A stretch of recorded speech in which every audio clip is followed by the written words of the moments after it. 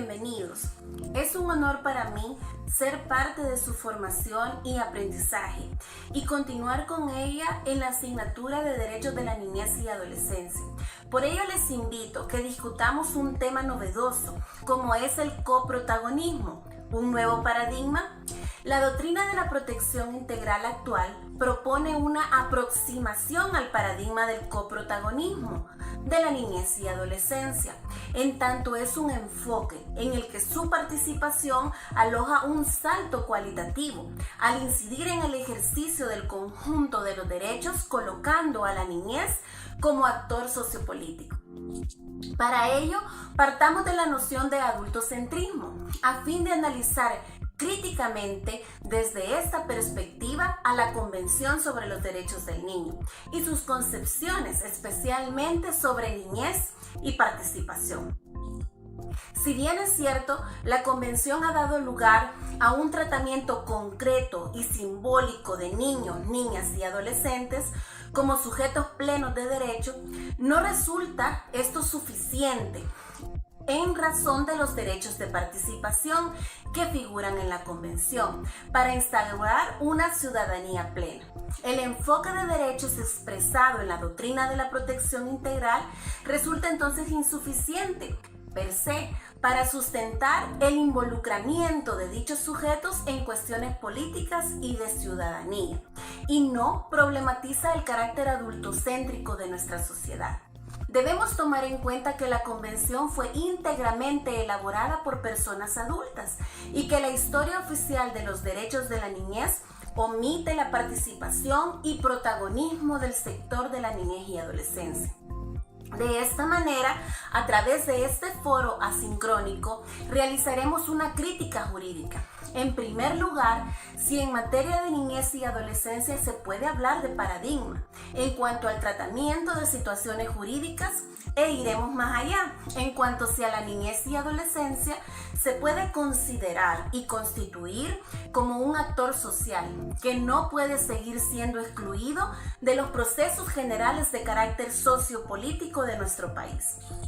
En sociedades adultocéntricas, los derechos de la niñez y adolescencia son elaborados y definidos íntegramente por adultos, sin participación alguna de las nuevas generaciones, tal como ocurrió con la Convención Internacional sobre los Derechos del Niño, la cual dio lugar al tratamiento de las personas menores de edad como ciudadanos, y esto ha representado un avance innegable en materia de derechos. Sin embargo, los derechos de participación que figuran en la Convención resultaron por demás limitados, restringidos e instauraron una ciudadanía a medias, o al menos parcial. En esta línea, una sociedad fuertemente adultocéntrica y patriarcal obstaculiza el avance en la conquista real de los derechos de la niñez y adolescencia.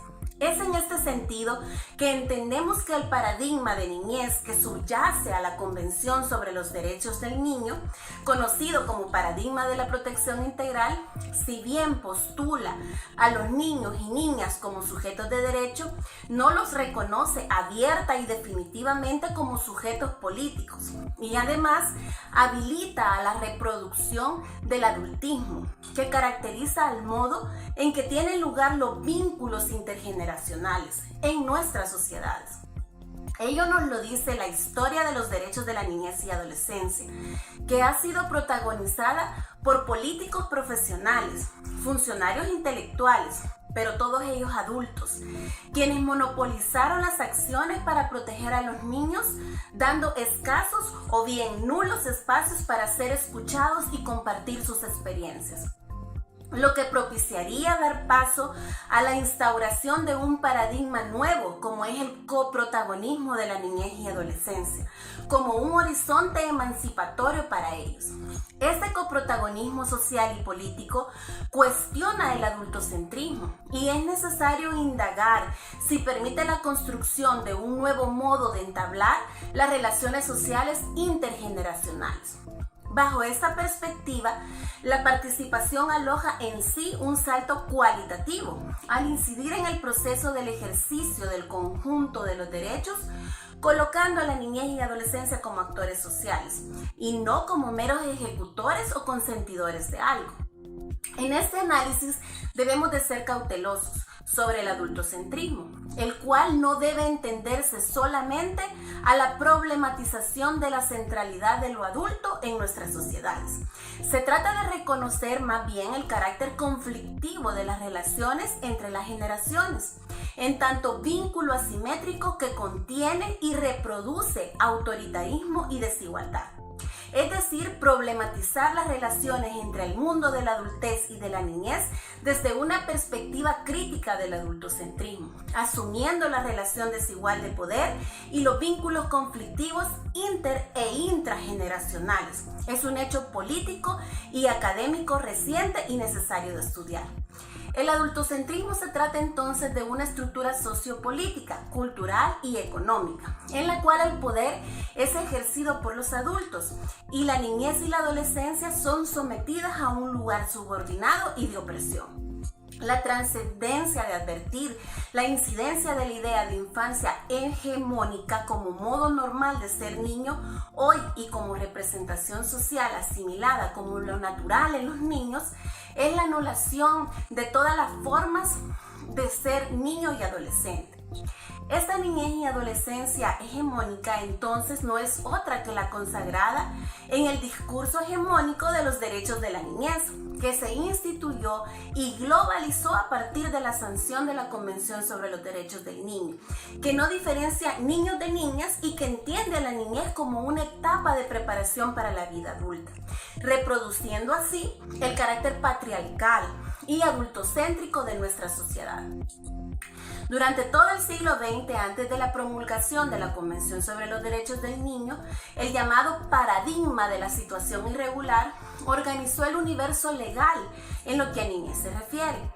Se trataba de una definición general de niño como objeto de tutela, basada en la idea que existen niños en riesgo o peligro material o moral, que debían ser salvados por el Estado.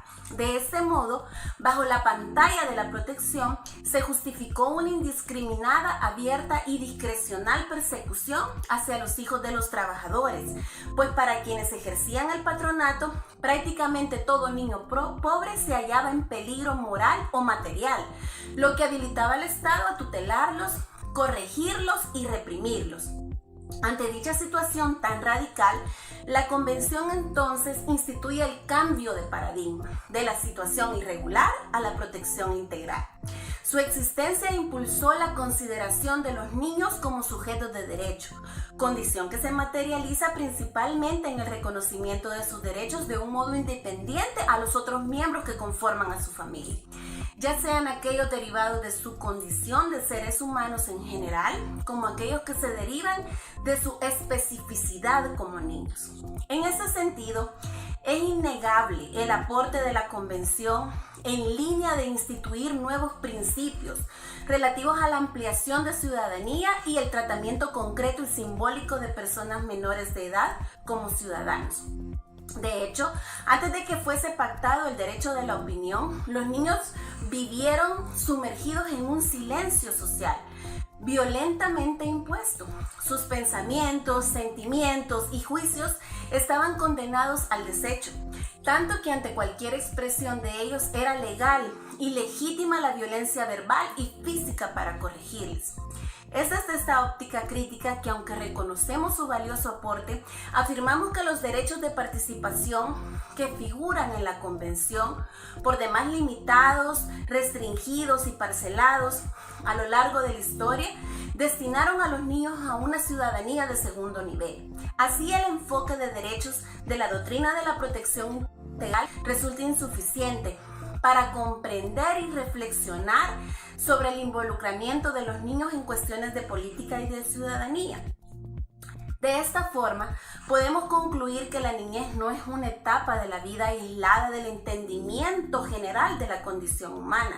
La ontología es la misma, es decir, si el ser humano es un ser social e histórico que varía de acuerdo a los tiempos, lugares y circunstancias en que habita, la niñez es, por añadidura, una construcción social e histórica.